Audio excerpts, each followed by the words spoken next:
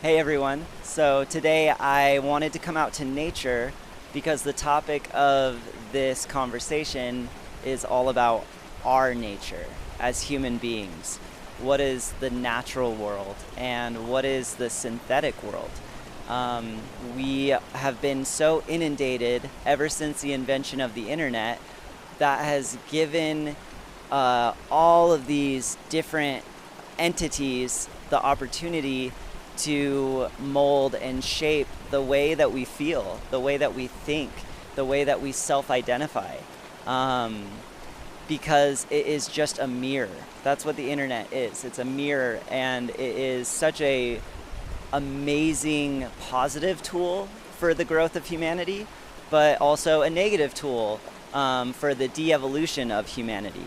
And now that all comes down to our personal choice of how we personally orient within our reality and what we are attracted to, drawn to, and how self-aware we are of the programming that's being put onto us or put into us by that mirror. So just to kind of dive into that a little bit, so the internet was created, right? So that then basically constructed a mirror that's put in front of our face of who we are. We're able to see, oh, this person in this other state or this other country feels the same way I do. They have a similar experience to me. They have some of the same struggles as me. So then that creates community. And so we've been able to interconnect with so many different types of people that we would have never had the opportunity to meet, to create friendships with, to create community with.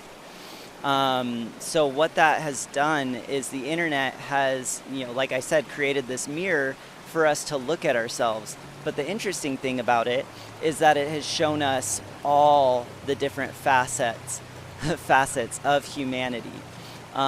We have all of these different perspectives and views.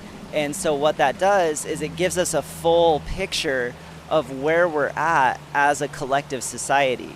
And now the beautiful thing is we're able to, because we've been inundated with so much information, we're able to then look at our reality and determine for ourselves using our intuition, our innate ability to detect the truth of things.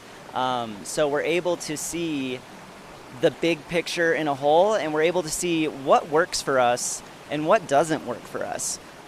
There's so many things that have been able to coast for so long in society, so many bad systems that have been allowed free reign because there was no way for people to come together, to band together, to even see that they are allowed to have a disagreement. So that's like the internet in a nutshell, is just this beautiful mirror that has shown us the positive of life and the negative. And now we're at this turning point where it's up to us what we're going to hold on to, what we're going to take with us, and where we're going to let go of. There's so much that can be dismissed and departed from because it really isn't serving us. We deserve to be in a society where we aren't sucked down by everything around us, that we're not being taken from left and right. We deserve that autonomy. It's our birthright to have our autonomous sovereignty. That matters. But everything about this world, this projected world, is telling us how to act, how to feel, how to think, what to believe, and what it means to be a loving, caring citizen. But what's interesting about that is all of these different concepts that want you to hold more space for other people are actually getting you to deny your own truth. It's having you deny what you know is right inside of you, to make so much space for everybody else that you end up losing yourself in the process. And you think that you're being loving in doing that, but really you're being weak. It's really about owning your own self, owning what feels right to you, You're allowed to have your own voice. You're allowed to have your own truth. You're allowed to have your own views, thoughts, feelings. And that doesn't need to be related to how social media is telling you you need to think, or what you need in order to be today's caring citizen. You know, it's not about what flags you put on your doorstep. It's not about what signage you have on your t-shirt. It's about the content and quality of your heart. And the only way to have quality in your heart is to flip that lens back on yourself and look at yourself, look at your life, look at who you are, how you interact with others, what are your beliefs, how negative are you, how positive are you? This is a personal game. This is a personal journey. In actuality, you could pretend that nobody else is even here and that they're all just actors. Because in your world, that is what everybody else is. Nobody can save you. Nobody can help you. Nobody can really do anything for you. We are here to learn and grow and gather information from each other by bouncing off of each other. But if everybody is sharing an inauthentic self because it's how they think they need to be for survival, then how much can we grow from the expression of somebody that is just a mimicked expression? It's not even their real expression. It's just the expression that they've adopted based on how society says, oh, you're being a good boy or a good girl because you are communicating in this way. You're saying these things. You're doing it right. You're doing it well. That's not what it's about. It's about having a truth. It's about knowing something in your heart for yourself and going with that, and not like listening to what anybody else's opinion is of that. Because guess what? The more authentic you become, of course, those that are still holding on to inauthenticity for safety are going to hate it. They are not going to enjoy you being empowered. But the thing is, it doesn't matter, because the beauty and the peace that comes from being connected to something that is so beyond your little ego identification self, being connected to the love that is swirling all around us. Look at this nature. Look at this water, these trees, the wind, the sounds, all of it is interconnected. So the thing that creates the water, propels life forward, the thing that created our life, that gives us the ability to think, to feel, is the same energy. It's the same thing that motivates the bee to pollinate the flower, that motivates the water to move downstream. It's all one thing, and it's something that you can literally, tangibly interface with. But you have to let go of some things that keep you from acknowledging and seeing that. It's like being born with a blindfold on, and it's normal. You never knew, because that blindfold has always been there. So of course you can't perceive anything more than that, because the blindfold has been permanently stuck on. Now, what if one day that blindfold miraculously comes off? What then?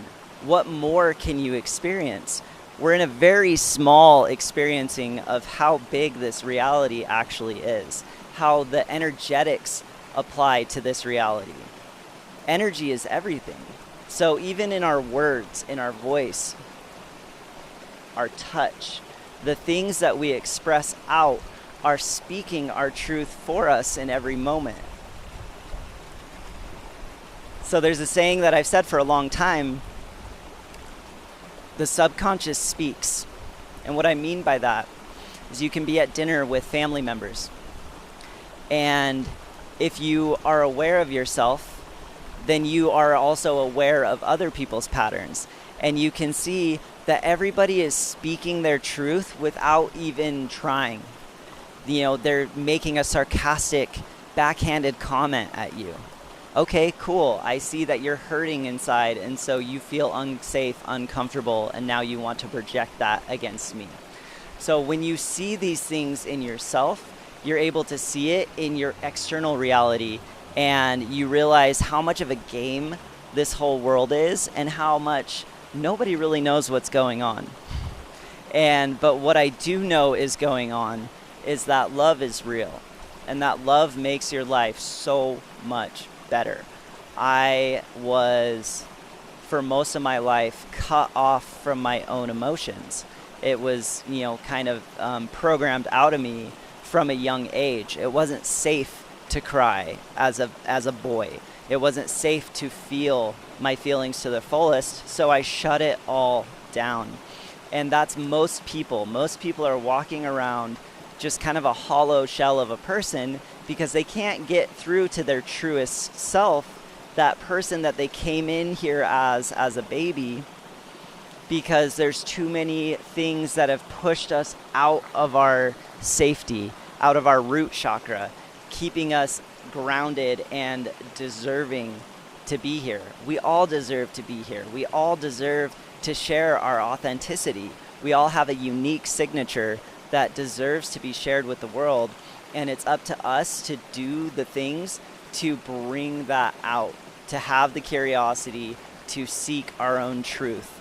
And as we find our own truth more and more, we discover the truth of our external reality. Because those thoughts and perceptions that we have of the world are based off of the energetics that we feel that were put in at an earlier state. So your truth of the world is always ever evolving because you are ever evolving. We're not supposed to stay the same. There is no one solidified truth. It's about expressing what is authentic in the moment. And there's an infinite amount of moments, which means there is an infinite amount of you.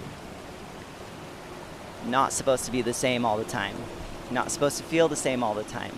We are flexible, movable. The water does not stay the same. Love is like water. You can't hold water. You can put it in a container, but you cannot permanently hold water. You put it in a container, over time, it will dissipate. It will evaporate. It will disappear. So just the same as I do this, I have this water in my hand, but I cannot hold it. I cannot keep it. I cannot bind it for myself. I have to let the water be water. I have to let it do its thing because that is its nature. And so we want love. We want to feel love. We want to love others and be loved. But we have to remember that is a feeling of a moment. That is not a permanent. And it's not something that we can bind. And as soon as we try to identify it and grab it and hold it and keep it, that is when we lose it. That's what humility is the ability to let go and still know that it's okay. To let go and let the thing that has been driving and generating all this life force energy for millions and millions of years, it has you. It understands you because it is you. And so when you understand that nature of that relationship of, oh, I'm all of it, all the way through from this smallest version of my human self here, all the way to the highest creationary God figure, I am all of it. So when you understand that truly, then what is there to fear? It's the illusion. Fear is the illusion that keeps us from love. It is the opposite polarization. It is the lower density vibration. And everything that organized systems of humans have created throughout the millennia has been designed to rob us of our true identity, to rob us of our divinity, because our energy is of value to that negatively oriented system. So it's time that we take our power back any way that we can. And it comes through simple things, because it's not about fighting. It's not about being angry and mad and upset. Of course you can feel those things, and it's justified to feel those things, but that's not how you're going to win your freedom. You're going to win your freedom by just not participating in the system, because you literally vibrate at a whole different resonance of your own life creation, living your authentic truth and doing everything before you feel like you're there at your authentic truth, doing the small things that you know are orienting you in the right direction. Our body is our compass. Our body tells us everything we need to know. In any situation, in any moment, feel into yourself. And it's just, am I contracted or am I expanded? Am I expanding to this? Does this feel good? Do I like it? Do I love it? Or is it contracting me? It's making me uncomfortable. Is this conversation with this person making me uncomfortable? Do I wish that I wasn't in this conversation? Well, right there, that's your boundary speaking to you. Your body is telling you, nope, this is no good. Leave it. It's not for you. We hold space for everyone, but we forget to hold the space for ourselves, and ourself has to come first. That's what love is. True love is love for the self, love for your own divinity, knowing that you deserve everything in this world because you're a part of this world. You deserve the peace, you deserve the freedom, you deserve the happiness. And so when you know that, then that's what you will create, because we're here to be creators. We are not here to just be receivers, and we're not here to be takers. We are here to be creators. So what is that true, authentic signature that the world is desperately needing from you? Start there.